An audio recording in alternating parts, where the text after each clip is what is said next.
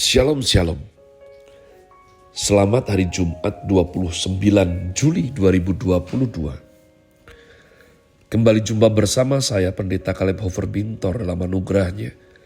Penuh sukacita sampaikan pesan Tuhan melalui Grace Words, yakni suatu program renungan harian yang disusun dengan disiplin. Kami doakan dengan setia supaya makin dalam kita beroleh pengertian mengenai iman, pengharapan, dan kasih yang terkandung dalam Kristus Yesus. Sungguh besar kerinduan saya bagi saudara sekalian, agar supaya kasih dan kuasa firman Tuhan setiap hari tidak pernah berhenti menjamah hati, menggarap pola pikir, dan paling utama, hidup kita boleh sungguh berubah menuju Christ likeness. Berada dalam season autumn, bulan ini masih boldness for the King. Grace Word hari ini merupakan bagian terakhir dari warrior. Ya, each milkamah, warrior, para pahlawan Tuhan. Mari bergegas kita membuka yakni 2 Samuel 23 ayat yang ke-16 17 sebagai fondasi saya berbagi pesan Tuhan hari ini. 2 Samuel 23 16 17. Lalu ketiga pahlawan itu menerobos perkemahan orang Filistin. Mereka menimba air dari perigi Bethlehem yang ada dekat pintu gerbang, mengangkatnya dan membawanya kepada Daud. Tetapi Daud tidak mau meminumnya, melainkan mempersembahkannya sebagai korban curahan kepada Tuhan. Katanya, jauhlah daripadaku ya Tuhan untuk berbuat demikian. Bukankah ini darah orang-orang yang telah pergi dengan mempertaruhkan nyawanya, dan tidak mau ia meminumnya. Itulah yang dilakukan ketiga pahlawan itu. Nah, umat Tuhan, kita sudah membahas bagaimana 3 pahlawan ini disebut Triwira Daud, mempunyai ranking yang luar biasa. Dan bahkan umat Tuhan, terdapat catatan kitab suci yang memberikan perbandingan kepada kita dengan Triwira tersebut. Misalnya 2 Samuel 23 ayatnya ke-18-19, Abisai adik Yoab, anak Zeruya, dialah kepala 30 orang itu. Dia mengayunkan tombaknya melawan 300 orang yang mati di tikamnya. Ia mendapat nama di antara ke-30 orang itu. Bukankah ia paling dihormati? Memang ia menjadi pemimpin, tetapi tidak dapat menyamai Triwira itu. Lalu ada 2 Samuel 23 20 umat Allah. Benaya bin Yoyada, anak seorang yang gagah perkasa, besar jasanya, berasal dari Kabzeel, menewaskan kedua pahlawan besar dari Moab. Juga pernah ia turun ke dalam lubang dan membunuh seekor singa pada suatu hari bersalju. Pula ia membunuh seorang Mesir, seorang yang tinggi perawakannya. Di tangan orang Mesir itu ada tombak, tetapi ia mendatanginya dengan tongkat, merampas tombak itu dari tangan orang Mesir itu, lalu membunuh orang itu dengan tombaknya sendiri. Itu yang diperbuat Benaya bin Yoyada. Ia mendapat nama di antara ke-30 pahlawan itu. Ia paling dihormati, tetapi tidak dapat menyamai Triwira. Nah, umat Tuhan, Daud punya pendekar hebat-hebat, luar biasa. Tapi dikatakan tidak dapat menyamai Triwira. Saya rasa menurut terjemahan yang tidak akan didoktrinkan, ya, dan engkau ambil bagian bagusnya, saya tidak mau berdebat dengan siapapun.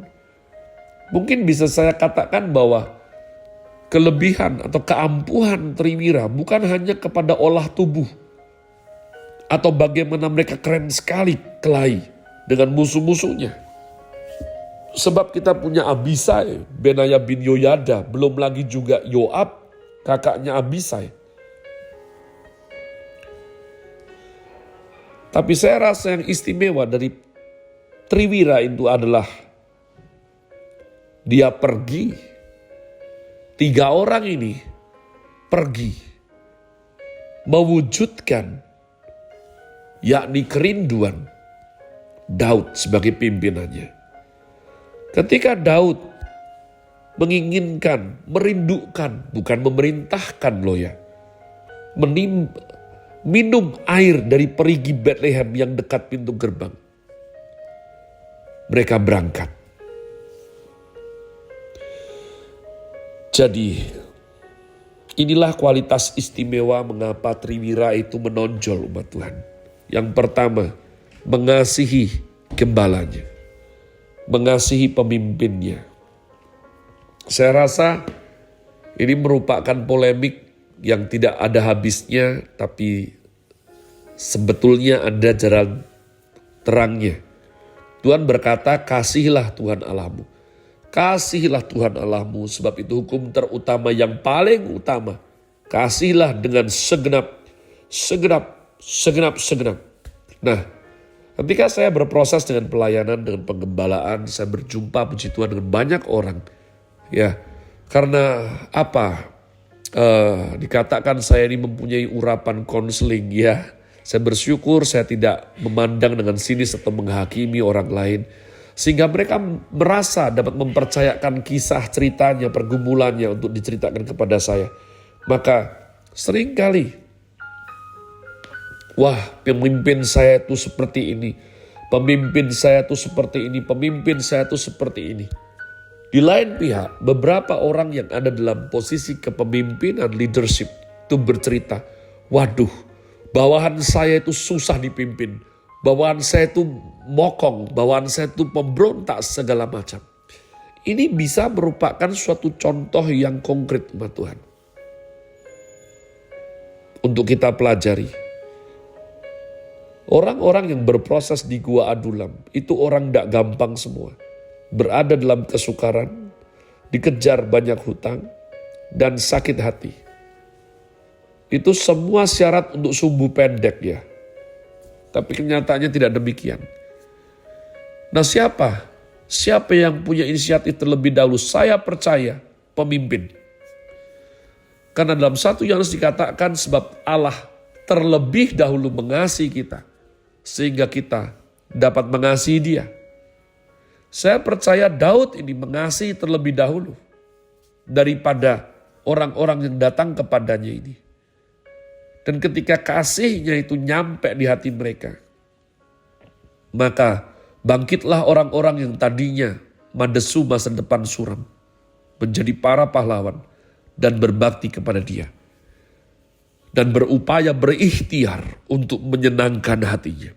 Jadi apa kualitas yang menonjol dari Triwira yang istimewa, yang sudah susah dibandingkan dengan para pahlawan yang lain? Mereka mengasihi Daud. Mereka mengasihi pemimpinnya. Umat Tuhan, tidak ada pemimpin selama itu manusia itu sempurna. Tidak ada, hanya Tuhan Yesus yang sempurna. Dan Tuhan Yesus yang sempurna rindu mengajar kita untuk berproses, bergesekan, belajar menundukkan diri dengan para bapak rohani pemimpin kita. Jadi kalau engkau punya gembala yang baik, Kalos yang Tuhan berkata, akulah gembala yang baik. Gembala yang baik tidak menyayangkan nyawanya untuk domba-dombanya. Jadi itu ukurannya. Kalau kau punya pemimpin yang dia betul-betul memperjuangkan engkau. Dia ada ketika engkau susah. Dia tidak hanya bersifat mengambil saja. Tapi dia sungguh-sungguh tulus melayani dan mengawal, menuntun engkau kepada Tuhan. Belajarlah bersikap seperti Triwira. Belajarlah dengar-dengaran. Berjuanglah sehebatnya untuk jenis pemimpin yang seperti itu. Itulah yang membuat Triwira dikatakan melebihi 30 warrior yang lain. Yang kedua, keberanian berkorban. Seorang gembala yang baik, pemimpin yang baik, dikatakan Tuhan itu harus berani berkorban bagi dombanya. Dan ini memberikan keberanian berkorban. Orang yang ditimpa kesukaran, dikejar hutang, sakit hati, 3 kriteria penghuni Gua Adulam, itu semuanya selain membuat sumbu pendek, juga bisa menjadikan seseorang hidup dengan begitu egois.